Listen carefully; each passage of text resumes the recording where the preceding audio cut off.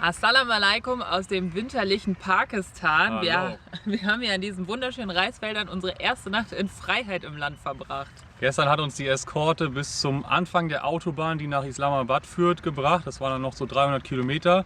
Wir haben aber jetzt hier zwischendurch einfach mal Pause gemacht, weil wir das brauchten. Genau, wir waren einfach richtig genervt von dieser Eskorte. Wir haben halt wenig geschlafen, das heißt, das war jetzt auch mal eine richtig gute, entspannte Nacht. Wir sind gestern nur 2 Stunden gefahren und davor die Tage ja immer um die 10 Stunden. Da wollten uns gestern auf der Autobahn wieder Polizisten anhalten und wir waren so, nee. Und wir sind einfach vorbeigefahren. Ja, wir konnten einfach wirklich nicht mehr, weil es halt so ein bisschen auch unnötig ist für uns, unserem Empfinden nach, und es dann ja auch oft einfach nur um Passkontrolle und Selfies geht und wir einfach so waren, ganz ehrlich, fragt in irgendeiner WhatsApp-Gruppe, die sind ja auch alle miteinander verbunden, da findet ihr unsere Fotos, wir fahren jetzt einfach weiter. Und wir sind sehr froh, dass uns heute Nacht niemand gefunden hat. Nee. Und wir noch gut mal so geschlafen, genau. konnten duschen, Ja, konnten das entspannt machen. aufstehen, niemand hat uns genervt. Konnten mal das machen, weswegen wir Vanlife machen, einfach irgendwo in der Pampa stehen, morgens schön aufstehen. Wir sind ja auch mal spazieren gegangen. Ich meine, die ganze Zeit in der Eskorte haben wir uns nie bewegt, also es war sehr gut. Und jetzt können wir entspannt weiter nach Islamabad fahren.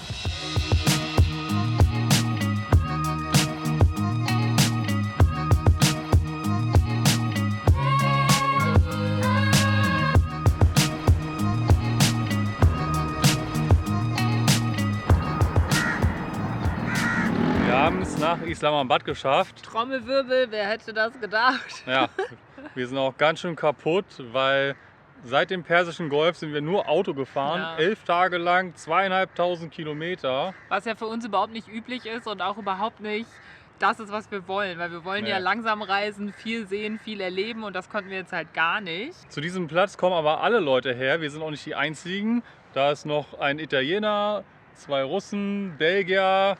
Also richtig cool, dass wir in den Städten jetzt, je weiter wir nach Osten reisen, also seit Tiflis und Armenien war das auch so, also Jerewan, dass es immer so einen lokalen Platz in der Stadt gibt, wo sich dann alle Overlander, Vanlifer so treffen und dann kann man sich voll austauschen, weil manche hier schon gutes Streetfood kennen und so, und da sind wir ganz happy, dass wir dann direkt Leute haben. An dem Abend haben wir uns dann noch mit einem Freund von mir getroffen, Walidi, den habe ich vor über 5 Jahren mal bei einem UN-Projekt kennengelernt. Da ging es so um die nachhaltigen Entwicklungsziele der Vereinten Nationen. Und als er gesehen hat, dass wir jetzt in Pakistan sind, hat er vorgeschlagen, dass wir uns treffen, weil er halt zufällig genau zu der Zeit auch in Islamabad war. Er hat uns dann zu einem Café mitgenommen, wo es so schwedisches Gebäck und europäisches Brot und so Burger gab, und es tat uns aber voll gut, mal was Gewohntes zu haben, und da haben wir dann voll den netten Abend verbracht, haben uns ausgetauscht, er hat von seiner Familie und seiner Arbeit erzählt, wir haben von unserer Reise erzählt, also es war wieder richtig schön, mit einer Person aus dem Land zu reden, aber auch gleichzeitig einen Freund wiederzusehen, den ich halt so viele Jahre nicht mehr gesehen habe, weil man halt so weit auseinander lebt. Wir sind dann zurück zum Van und Walidi hat uns dann aber irgendwann nochmal angerufen, weil er bei Freundinnen zum Essen eingeladen war und hat gesagt, die haben gesagt, wir könnten auch kommen, und Marianne und ich haben erst so ein bisschen gezögert, aber haben dann gesagt, ja okay, warum nicht? Das war schon in einem sehr schicken Viertel von Islamabad und dementsprechend war auch das Haus, also es war wunderschön und krass groß mit Bediensteten, die irgendwie die Küche geschmissen haben, also gekocht haben, und so krassen Gemälden an der Wand und Kronleuchtern und einer fancy Cocktailbar und so weiter. Und wir haben uns auch so ein bisschen fehl am Platz gefühlt, aber es war auch total spannend, weil das waren alles Leute aus dem politischen Bereich, würde ich mal sagen, also Leute von der US-Botschaft, der britischen Botschaft, pakistanischen Regierung und eine Frau, die für das Vereinte Nationen Entwicklungshilfeprogramm arbeitet. Und ich habe ja Politik studiert und das wäre auf jeden Fall irgendwie auch eine Richtung gewesen, die mich interessiert hätte, in so einem Bereich zu arbeiten. Und deswegen war es cool, mit diesen Leuten zu essen und Fragen zu stellen, weil das so ein bisschen für mich war, so was wäre wenn. Also wenn ich jetzt nicht auf Reisen wäre, wäre ich vielleicht hier gelandet, man weiß es nicht. Gleichzeitig waren die aber auch total interessiert an dem, was wir so machen. Also sie haben total coole Fragen gestellt, wie was ist so das Größte, was ihr gelernt habt? Wie macht ihr das denn? Und ihr seid so frei und so weiter, weil sie auch auf jeden Fall gesagt haben, man macht so Arbeit, wie halt für Entwicklungshilfe arbeiten, natürlich, weil man irgendwie die Welt verändern will. Aber am Ende geht es leider viel auch um das Geld und um irgendwelche Zahlen, und Fortschritt ist halt sehr langsam. Aber es war voll cool, dass wir da waren. Danach sind wir wieder zurück zum Van und das ist ein interessanter Kontrast gewesen von einem sehr fancy Haus zu unserem einfachen Leben im Van. Aber wir hatten auf jeden Fall eine richtig gute Zeit. So, wir schaffen es dann jetzt endlich mit unserem neuen Freund Enrico aus Italien, Pakistani Streetfood zu probieren. Da freuen wir uns schon die ganze Zeit drauf. Jetzt haben wir endlich die Zeit und die Energie und laufen jetzt mal in die Stadt und mal gucken, was wir da Leckeres zu essen finden.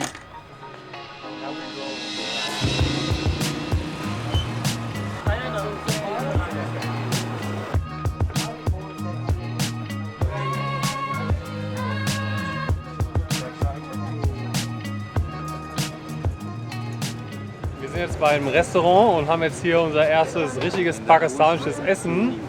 Verschiedene Dals und Curry und natürlich das traditionelle Brot.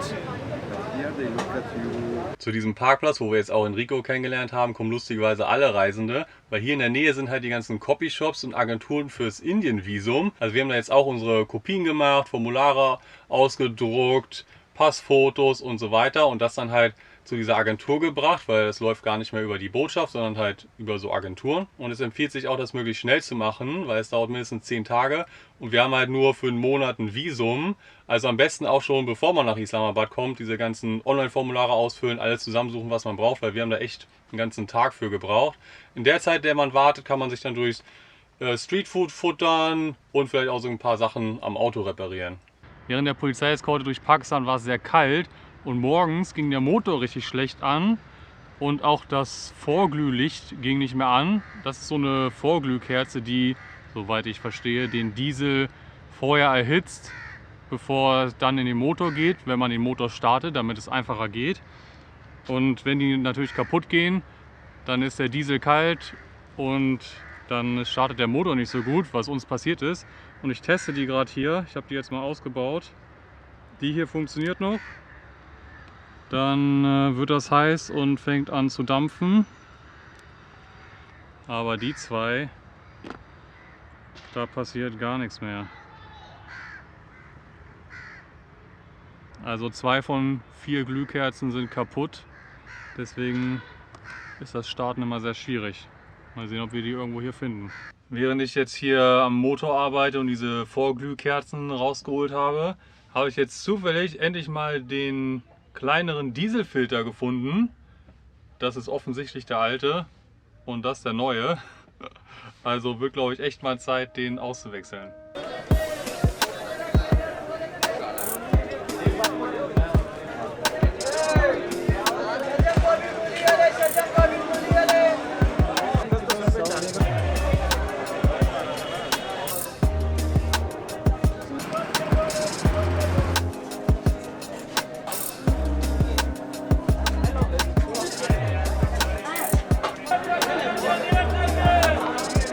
Jetzt haben wir es zum lokalen Markt geschafft, weil Leute über Instagram uns das empfohlen haben, dass es hier jeden Sonntag so einen coolen Markt geben soll. Und es ist natürlich wieder für unsere Verhältnisse sehr, sehr günstig und soll auch viel günstiger sein, als wenn man in die normalen Geschäfte geht. Also haben wir jetzt hier erstmal eine große Ausbeute an Gemüse eingekauft. Richtig viel. So, das rundet den perfekten Markttag ab. Wir probieren jetzt mal so Samosas. Also geht weiter mit Pakistani Streetfood. Voll das Highlight dieser Markt. Wir konnten richtig gut und voll viel und günstig einkaufen. Dann gab es auch noch was zu essen. Also voll der perfekte Tag und voll das Highlight, dass wir das jetzt in Islamabad gefunden haben, dank des Tipps. Und so kann man auf jeden Fall auch immer wieder cool in die lokale Kultur eintauchen, wenn man sich die Markets und so anguckt und guckt, wo die ganzen Leute einkaufen gehen. Wir kommen aus dem chaotischen Stadtverkehr am Rande von Islamabad. Wir sind jetzt endlich mal auf dem Weg in die Berge, sind ganz gespannt, wie das wird. Haben hier den ersten Straßensnack gekauft. Wissen nicht so richtig, was das ist, aber probieren das jetzt mal. Im Stau ganz praktisch. Kommt man ja so essen. Irgendwas Gepufftes, ne? Weiß nicht. Einmal frittiert. Oh je. Sehr süß. Lecker. Nicht so schlecht. Vorgedrängelt. Alle drängeln hervor. Oh, guck mal, wie viele Leute da drin sind. Ja. Wir wollen dann noch voll gerne mehr von Pakistan sehen. Am schönsten soll die Himalaya-Bergregion sein. Im Winter jetzt ist das natürlich ein bisschen schwierig, weil es einfach ziemlich kalt ist, ziemlich viel Schnee, schlechte, nicht geräumte Straßen und so weiter. Wir sind da nur ein bisschen in die Berge gefahren, haben da auch Affen gesehen.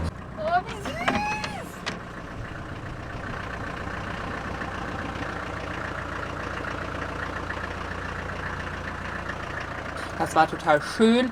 Haben uns für so eine Runde entschieden und haben sogar bei I.Overlander so einen Parkplatz an einem Dorf gefunden. Guten Morgen aus den Bergen. Es ist richtig frisch. So kalt, dass wir jetzt mal wieder versucht haben, unsere Standheizung in Betrieb zu nehmen. Die originale Standheizung, die schon im Van verbaut ist. Die ist natürlich sehr alt und da kommt jetzt auch nicht so viel Wärme raus. Aber ein bisschen klappt es vielleicht. Die Standheizung ist unterm Fahrersitz verbaut, aber mit dem Lüfter innen drin ist es halt ziemlich laut. Deswegen haben wir die eigentlich nie benutzt, vor allem auch nicht nachts, wenn wir schlafen, weil ja, ist einfach viel zu laut. Inzwischen sind es so 12 Grad bei uns drin, aber wir backen auch gerade Brötchen. Das macht natürlich auch nochmal sehr viel Wärme. Deshalb, ich glaube, aus der Standheizung kommt leider nicht so viel raus. Sie macht hauptsächlich irgendwie Krach. Die ist ja im Kühlwasserkreislauf integriert. Das heißt, sie heizt das ganze Kühlwasser, den ganzen Motor quasi jetzt mit auf. Deswegen geht da natürlich viel Energie da verloren. Nicht wie so eine normale neue Standheizung, die man sich nachrüstet, die einfach nur so heiße Luft rauspustet. Der Vorteil ist allerdings, so können wir, wenn es richtig kalt ist, so wie jetzt, unseren Motor vorwärmen, bevor wir den starten. Besonders, weil wir immer noch mindestens eine kaputte Vorglühkerze haben. Das heißt, starten, wenn es kalt ist, ist sowieso gerade ein bisschen schwer.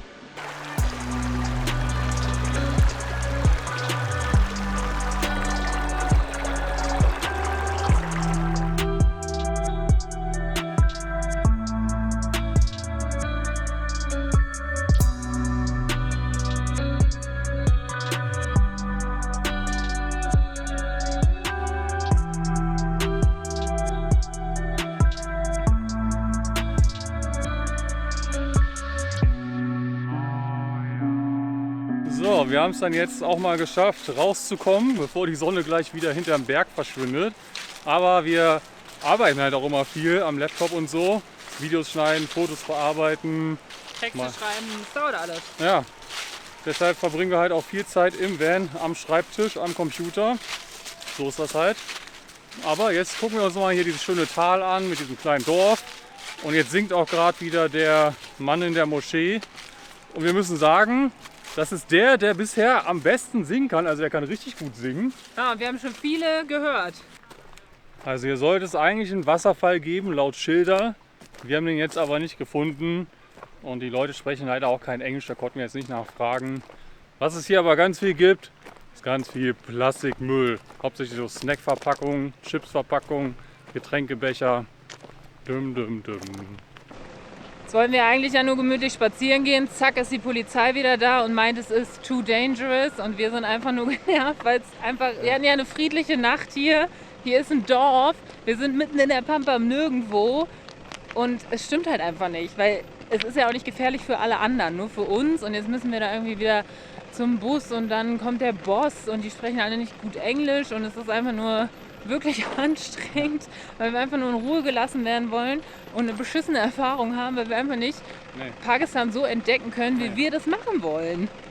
Pakistan ist einfach nur jeden Tag von der Polizei kontrolliert werden. Und auch als wir hier schon losgefahren sind in die Berge, da war eine Mautstelle und an der Mautstelle haben die schon gesagt, so nee, die Straße ist zu gefährlich, weil für jede Seite gibt es nur eine Spur und das ist zu gefährlich für uns, da fahren alle anderen lang, aber für uns, wir sollten woanders lang fahren. Wo eine Straße mit, wo man leichter überholen kann. Also ja, völliger Blödsinn immer. Ja, wir sind ja nicht mal irgendwo in den hohen Bergen, wo jetzt irgendwie Schneefall ist und die Straßen beschädigt sind, sondern wir sind wirklich in einer Touri-Gegend, wo auch super viele pakistanische Touris sind. Für die ist es ja auch nicht gefährlich. Nee.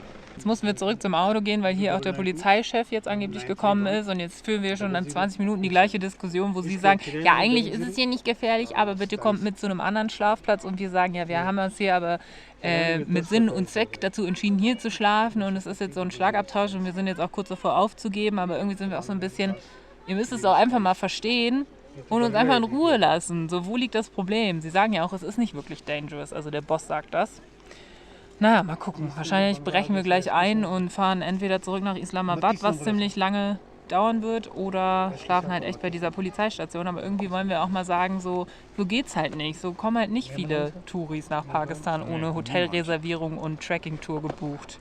Also Mariano ist ja echt der ein bisschen nettere und ruhigere von uns. Und jetzt gerade ist mein Puls schon ein bisschen gestiegen und ich war da nicht mehr so ruhig gegenüber dem Polizisten. Und dann dreht er sich einfach zu Mariano, dieser Polizeiboss, und sagt irgendwie, ja, die Frauen, das ist ganz schön schwierig. Ne? Wir haben auch ein bisschen das Problem, dass die Macht ein bisschen mehr zu den Frauen geht. Da habe ich den auch angeguckt und habe gesagt, was für ein sexistischer Shit ist das denn jetzt? Weil ich mir einfach so denke, was ist denn los? Jetzt kommt er noch mit sowas um die Kurve, ehrlich, und will dann nur mit Mariano reden, weil den kriegt er jetzt beschwichtigt.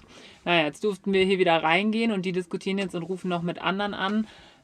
Sorry, ich bin ein bisschen aufgebracht. Um da irgendwie zu regeln, ob wir nicht doch hier bleiben dürfen, weil wir halt einfach jetzt versuchen, so, ja, konsistent zu bleiben und zu sagen, nee Leute, es geht einfach so nicht. Wir sind freie Menschen. Okay, wir haben es geschafft. Wir haben das Argument gegen die Polizei mehr oder weniger gewonnen. Wir sind jetzt 20 Meter weiter gefahren vor ein Haus und sollen dann dort parken. Laura macht gerade auch noch die Insta-Story fertig für die Leute, die das live auf Instagram so mitverfolgen wollen.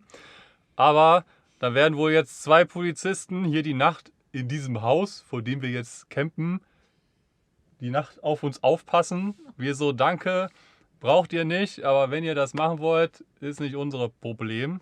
Ich denke, die haben eigentlich Besseres zu tun.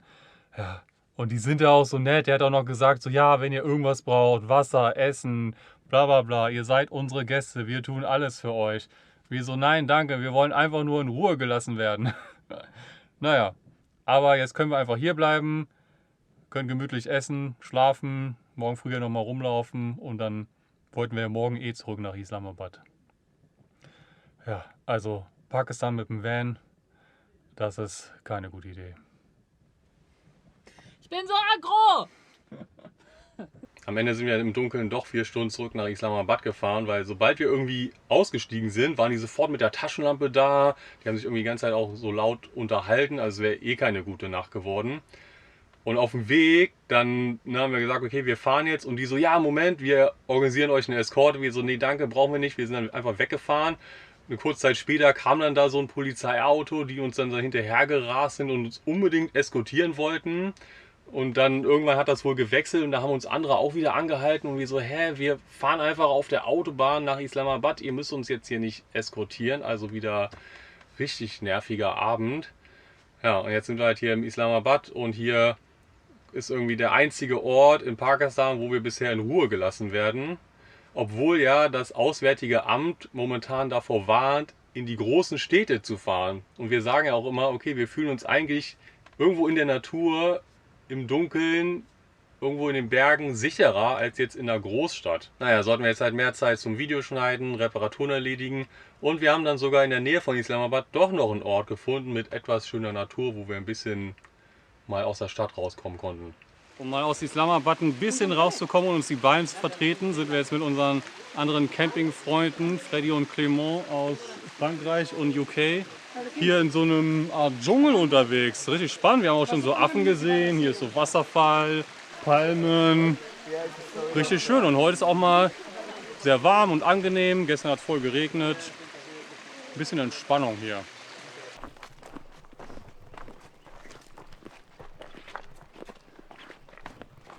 Mein Gott. Oh Gott. Take care, it's very slippery. In case you haven't noticed yet. With both of us falling. Wir sind jetzt in einem Vorort, hier ist es sehr laut und werden jetzt mal versuchen, neue Glühkerzen zu kaufen.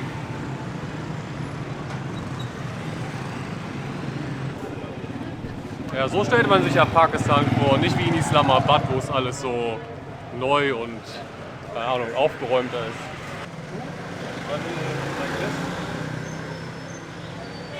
Jetzt können wir hier noch mal ein bisschen was von Pakistan sehen. Zwar nur so das Autoviertel von Rawalpindi, wo es so überall Autoteile gibt, alles. Aber ja, ist auf jeden Fall sehr spannend hier. Ja, bei uns ist immer alles spannend. Ne? Und wir können uns hier frei bewegen. Es war noch keine Polizei da. Hier haben wir unsere neuen Glühkerzen. Wir sind in so einem Geschäft, die haben ganz viele Mercedes-Teile und kannten sich voll gut aus. Wir haben jetzt auch gleich mal 4 Stück gekauft, falls die anderen beiden auch irgendwann kaputt gehen.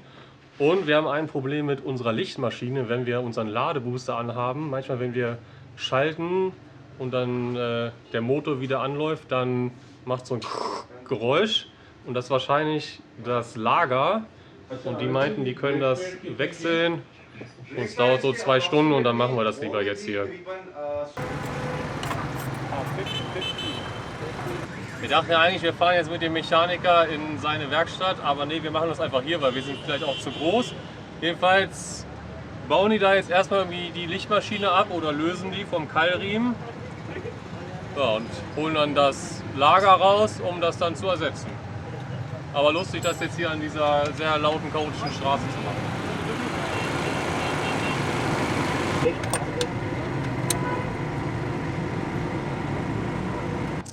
So, der Mechaniker ist zurück mit unserer Lichtmaschine und das sind die alten Lager und das hier, das dreht sich schon gar nicht mehr so richtig. Also nach über 100.000 Kilometern sind die natürlich irgendwann verschlissen. Jetzt haben sie die ausgewechselt und jetzt wird die Lichtmaschine wieder eingebaut.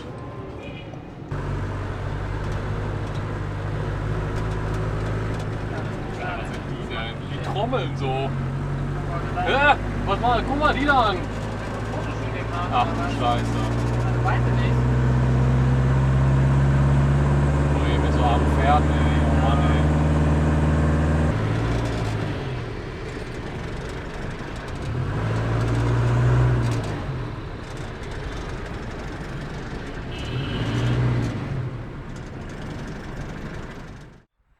Was hast du denn da? Eine Kokosnuss. Ich konnte nicht mehr bis zum Strand in Indien warten und die gab's da.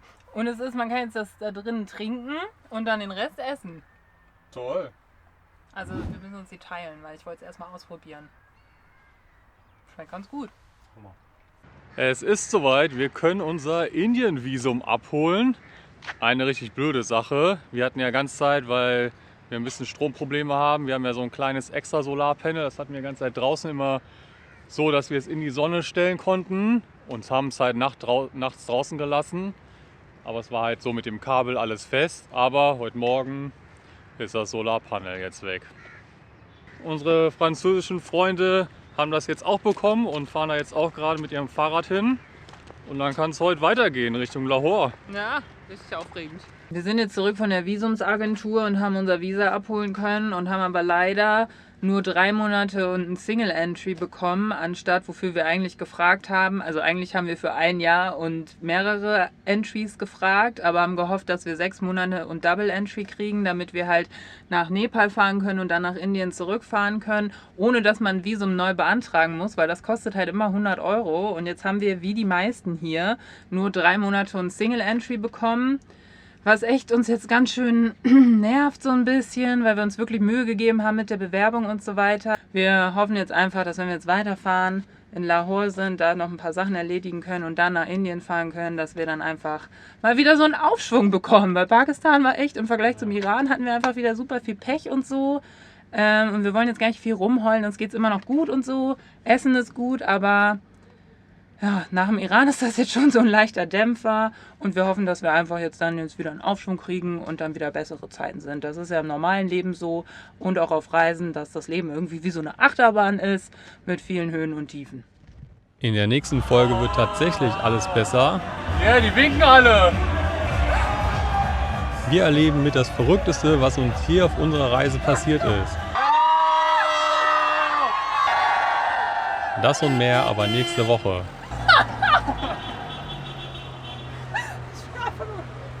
Überfordert, ey.